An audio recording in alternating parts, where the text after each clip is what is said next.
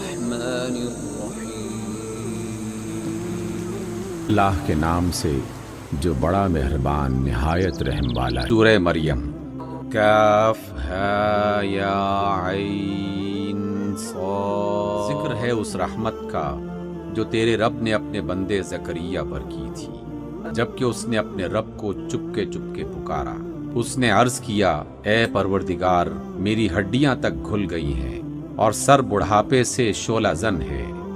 اے پروردگار، میں کبھی تجھ سے دعا مانگ کر نامراد نہیں رہا۔ مجھے اپنے پیچھے اپنے بھائی بندوں کی برائیوں کا خوف ہے اور میری بیوی بانجھ ہے۔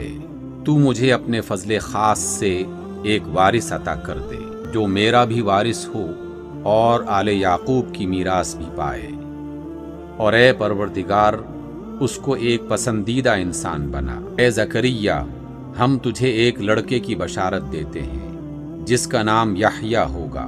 ہم نے اس نام کا کوئی شخص اس سے پہلے پیدا نہیں کیا۔ عرض کیا، پروردگار بھلا میرے ہاں کیسے بیٹا ہوگا جبکہ میری بیوی بانجھ ہے اور میں انتہائی بوڑھا ہو چکا ہوں؟ جواب ملا، ایسا ہی ہوگا۔ تیرا رب فرماتا ہے کہ یہ تو میرے لیے ایک ذرا سی بات ہے، آخر اس سے پہلے میں تجھے پیدا کر چکا ہوں۔ کہا، جب پروردگار میرے لیے کوئی نشانی مقرر کر دے۔ فرمایا، تیرے لیے نشانی یہ ہے کہ تو مسلسل 3 دن لوگوں سے اپنی قوم کے سامنے آئے، اور اس نے اشارے سے ان کو ہدایت کی کہ صبح و شام تسبیح کرو۔ اے یحییٰ، کتاب الہی کو مضبوط تھام لو۔ ہم نے اسے بچپن ہی میں حکم یعنی حکمت اور طاقت سے نوازا، اور اپنی طرف سے اس کو نرم دلی اور پاکیزگی عطا کی، اور وہ بڑا پرہیزگار تھا اور اپنے والدین کے ساتھ حسن سلوک کرنے والا تھا۔ وہ سرکش نہ تھا اور نہ نافرمان۔ سلام اس پر جس روز کے وہ پیدا ہوا اور جس دن وہ فوت ہوا اور جس روز وہ زندہ کر کے اٹھایا جائے گا۔ اور اس کتاب میں مریم کا حال بیان کرو جب وہ اپنے لوگوں سے الگ ہو کر شرقی جانب گوشہ نشین ہو گئی تھی اور پردہ ڈال کر ان سے چھپ بیٹھی تھی۔ اس حالت میں ہم نے ان کے پاس اپنی روح یعنی جبریل کو بھیجا، اور وہ اس کے سامنے ایک پورے انسان کی شکل میں نمودار ہو گیا۔ مریم یکا یک بول اٹھی کہ اگر تو کوئی متقی آدمی ہے تو میں تجھ سے رحمان کی پناہ مانگتی ہوں۔ اس نے کہا، میں تو تیرے رب کا رسول ہوں اور اس لیے بھیجا گیا ہوں کہ تجھے ایک پاکیزہ لڑکا دوں۔ مریم نے کہا، میرے ہاں کیسے لڑکا ہوگا جبکہ مجھے کسی بشر نے چھوا تک نہیں ہے اور میں کوئی بدکار عورت نہیں ہوں۔ فرشتے نے کہا، ایسا ہی ہوگا، تیرا رب فرماتا ہے کہ ایسا کرنا میرے لیے بہت آسان ہے، اور ہم یہ اس لیے کریں گے کہ اس لڑکے کو لوگوں کے لیے ایک نشانی بنائیں اور اپنی طرف سے ایک رحمت، اور یہ کام ہو کر رہنا ہے۔ مریم کو اس بچے کا حمل ٹھہر گیا اور وہ اس کو لیے ہوئے ایک دور کے مقام پر چلی گئی۔ پھر زچگی کی تکلیف نے اسے ایک کھجور کے درخت کے نیچے پہنچا دیا۔ وہ کہنے لگی، کاش میں اس سے پہلے ہی مر جاتی اور میرا نام و نشان نہ رہتا۔ فرشتے نے پائنتی سے اس کو پکار کر کہا، غم نہ کر، تیرے رب نے تیرے نیچے ایک چشمہ جاری کر دیا ہے، اور تو ذرا اس درخت کے تنے کو ہلا، تیرے اوپر تر و تازہ کھجوریں ٹپک پڑیں گی، بس تو کھا اور پی اور اپنی آنکھیں ٹھنڈی کر۔ پھر اگر کوئی بشر تجھے نظر آئے تو اس سے کہہ دے کہ میں نے رحمان کے لیے روزے کی نظر مانی ہے، اس لیے آج میں کسی سے نہ بولوں گی۔ پھر وہ اس بچے کو لیے ہوئے اپنی قوم میں آئی۔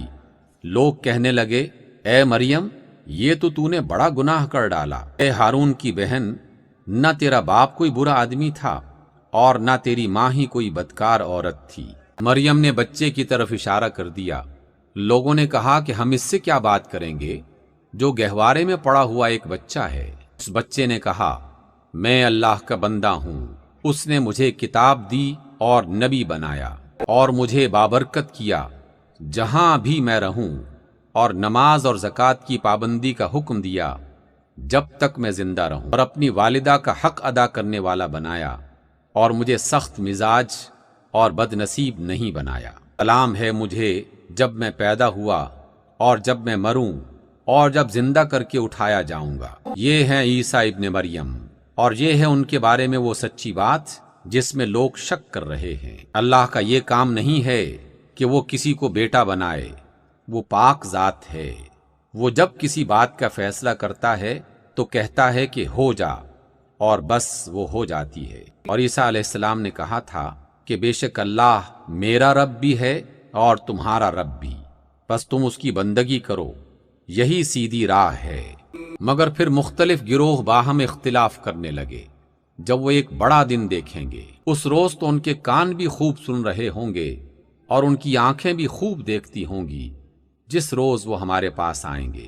مگر آج یہ ظالم کھلی گمراہی میں مبتلا ہیں۔ آپ انہیں پچھتاوے کے دن سے ڈرا دیں جب فیصلہ کر دیا جائے گا اور وہ غفلت میں پڑے ہوئے ہیں اور وہ ایمان نہیں لا رہے۔ یقیناً ہم ہی زمین اور اس کی ساری چیزوں کے وارث ہوں گے اور سب ہماری طرف ہی پلٹائے جائیں گے۔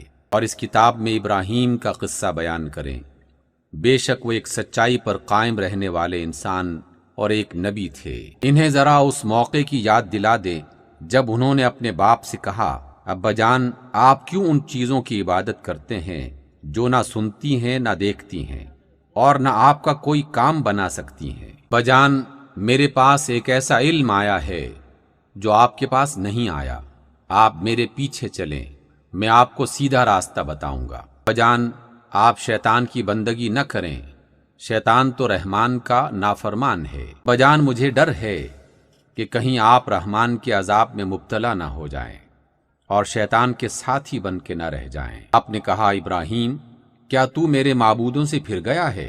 اگر تو باز نہ آیا تو میں تجھے سنگسار کر دوں گا، بس تو ہمیشہ کے لیے مجھ سے الگ ہو جا۔ ابراہیم علیہ السلام نے کہا، سلام ہو آپ پر، میں اپنے رب سے دعا کروں گا کہ وہ آپ کو معاف کر دے، بے شک میرا رب مجھ پر بڑا مہربان ہے۔ میں آپ لوگوں کو بھی چھوڑتا ہوں اور ان ہستیوں کو بھی جنہیں آپ لوگ اللہ کو چھوڑ کر پکارتے ہیں، میں تو اپنے رب ہی کو پکاروں گا، امید ہے کہ میں اپنے رب کو پکار کے نامراد نہ رہوں گا۔ جب وہ ان لوگوں سے اور ان کے معبودوں سے جدا ہو گئے جنہیں وہ اللہ کو چھوڑ کر پوجتے تھے، تو ہم نے ان کو اسحاق اور یعقوب جیسی اولاد دی اور ہر ایک کو نبی بنایا اور ان کو اپنی رحمت سے نوازا اور ان کو سچی ناموری عطا کی۔ اور ذکر کریں اس کتاب میں موسیٰ کا، وہ ایک چنا ہوا شخص تھا اور رسول نبی تھا۔ ہم نے اس کو طور کی داہنی جانب سے پکارا اور راز کی گفتگو سے ان کو قربت عطا کی، اور اپنی مہربانی سے ان کے بھائی ہارون کو نبی بنا کر اسے مددگار کے طور پر عطا کیا۔ اور اس کتاب میں اسماعیل کا ذکر کریں،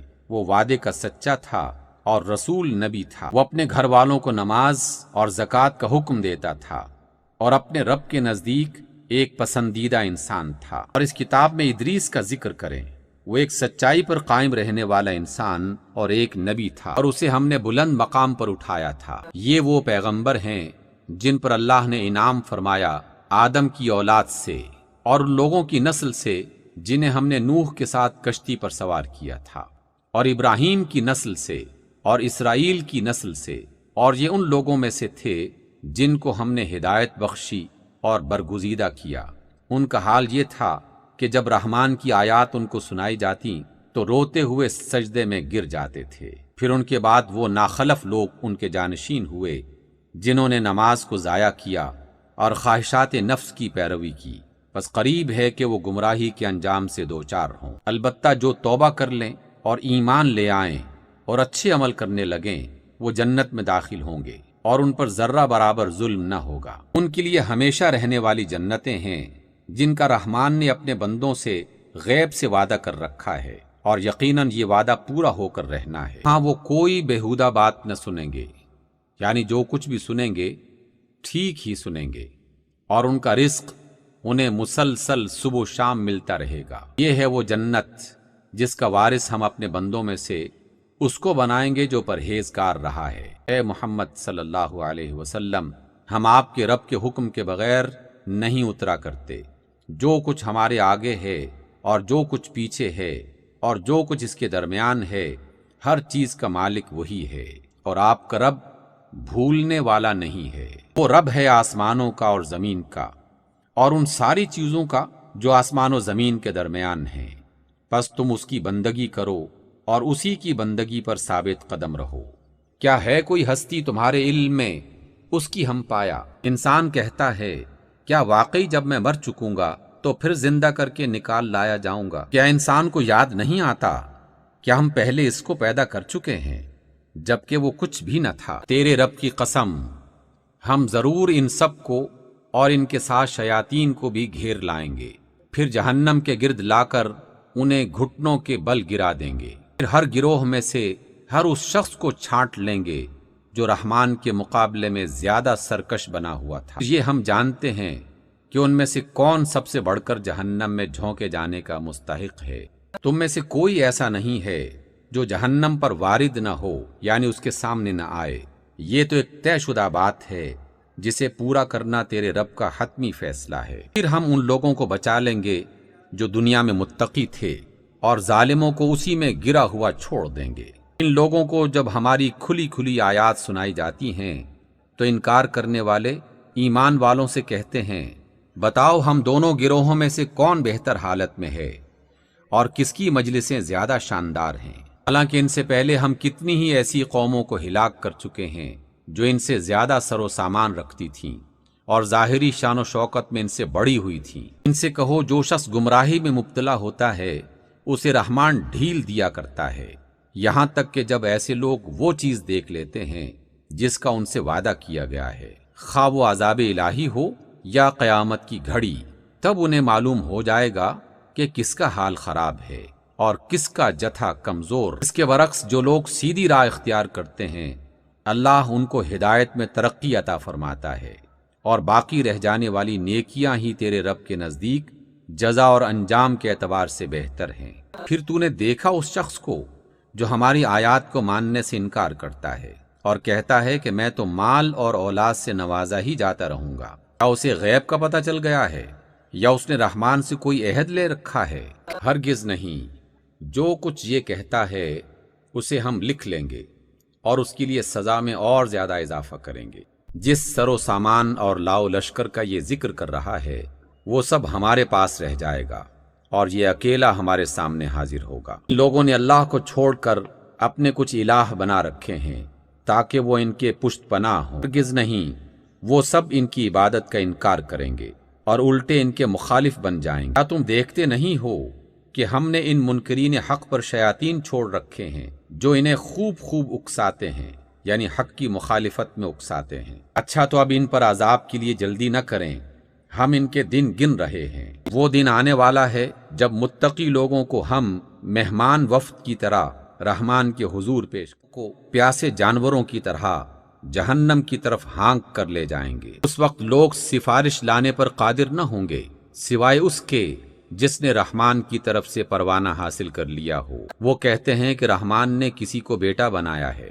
سخت بےہودہ بات ہے جو تم لوگ گھڑ لائے ہو۔ قریب ہے کہ آسمان پھٹ پڑیں، زمین شق ہو جائے اور پہاڑ گر جائیں، اس بات پر کہ لوگوں نے رحمان کے لیے اولاد ہونے کا دعویٰ کیا۔ رحمان کی یہ شان نہیں ہے کہ وہ کسی کو بیٹا بنائے۔ زمین اور آسمانوں کے اندر جو بھی ہیں سب اس کے حضور بندوں کی حیثیت سے پیش ہونے والے ہیں، سب پر وہ حاوی ہے اور اس نے ان کو شمار کر رکھا ہے۔ سب قیامت کے روز فردن فردن اس کے سامنے حاضر ہوں گے۔ یقیناً جو لوگ ایمان لے آئے ہیں اور اچھے عمل کر رہے ہیں، ان قریب رحمان ان کے لیے محبت پیدا کر دے گا۔ پس اس کلام کو ہم نے آسان کر کے آپ کی زبان میں اسی لیے نازل کیا ہے کہ آپ پرہیزگاروں کو خوشخبری دیں اور ہر دھرم لوگوں کو ڈرائیں۔ ان سے پہلے ہم کتنی ہی قوموں کو ہلاک کر چکے ہیں، پھر آج کہیں تم ان کا نشان پاتے ہو یا ان کی بھنک بھی کہیں سنائی دیتی ہے؟ صدق اللہ العظیم۔